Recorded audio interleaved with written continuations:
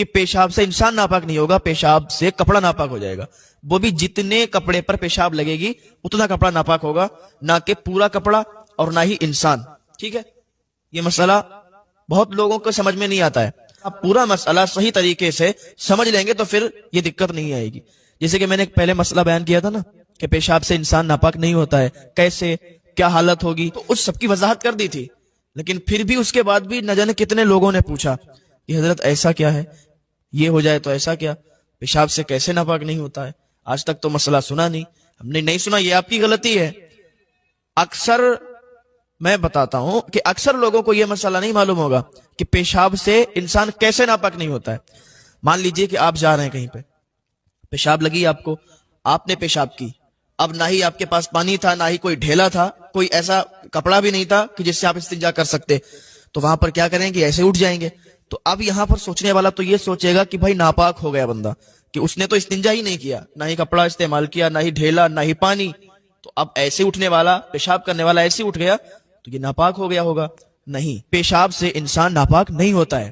اب کیا ہوگا کہ اگر جتنے قطرے کپڑے پر لگ گئے تو کپڑا ناپاک ہو گیا، انسان ناپاک نہیں ہوا بلکہ کپڑا ناپاک ہوا، تو کپڑے کو دھل لیں گے، یہ کپڑا پاک ہو جائے گا. اب یہ انسان اگر چاہے نماز پڑھنا تو نماز پڑھ سکتا ہے، لیکن اس سے پہلے اس کے لیے بہتر ہے کہ ایک بار پانی سے استنجا کر لے، تاکہ کہیں پر اگر پیشاب لگی ہوئی ہو تو وہ صاف ہو جائے، پیشاب کے قطرے کہیں پر لگے ہوں تو صاف ہو جائے.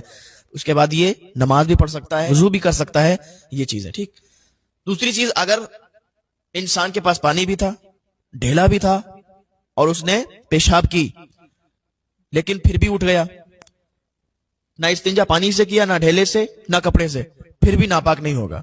لیکن ایسا کرنا بہتر نہیں ہے. اگر اس سے احتلام وغیرہ ہو جائے یا شادی شدہ ہے، جمع وغیرہ ہو، تب انسان ناپاک ہوتا ہے. پیشاب سے انسان ناپاک نہیں ہوگا، پیشاب سے کپڑا ناپاک ہو جائے گا، وہ بھی جتنے کپڑے پر پیشاب لگے گی اتنا کپڑا ناپاک ہوگا، نہ کہ پورا کپڑا اور نہ ہی انسان.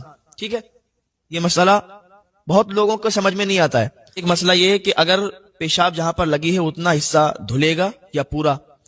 دیکھو، پیشاب جہاں پر لگی ہے، پیشاب کے قطرے جہاں پر لگے ہیں، اگر اتنا حصہ آپ بہتر طریقے سے دھو لیں گے، اتنا حصہ آپ صاف کر لیں گے پانی سے، تو اتنا حصہ ہی دھلنا پڑے گا.